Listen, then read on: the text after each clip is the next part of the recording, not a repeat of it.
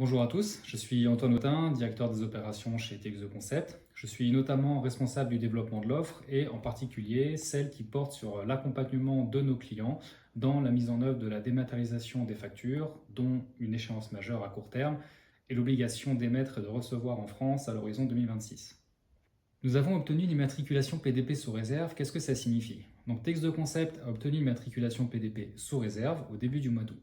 Cette immatriculation confirme la qualité du dossier de candidature de TX The Concept, ainsi que des investissements qui sont liés, pour devenir une PDP, c'est-à-dire une plateforme totalement intégrée à l'écosystème de facturation électronique en France, qui sera articulée autour du PPF et des autres PDP interopérables entre elles.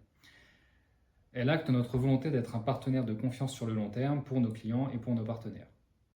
Et donc, que reste-t-il à faire? L'immatriculation sous réserve ouvre la voie à la seconde phase du processus d'immatriculation, à savoir les tests d'interopérabilité avec le PPF d'une part et avec les autres PDP d'autre part.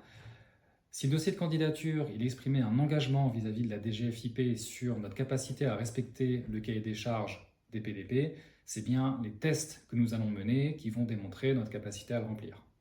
Quelle est donc notre stratégie par rapport à ces enjeux? TX The Concept développe et modernise depuis maintenant plusieurs années ses solutions de facturation électronique sur le produit en lui-même, sur ses fonctions support, sur la gouvernance projet et sur l'accompagnement client et utilisateur.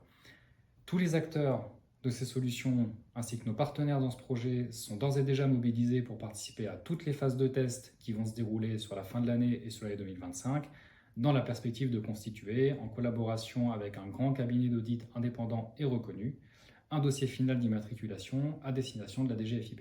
Dans l'intervalle, et afin de vous tenir au mieux informé des évolutions sur cette thématique en France ou à l'international, vous pouvez assister à nos webinaires réguliers sur le sujet, dont la prochaine occurrence aura lieu le 24 septembre.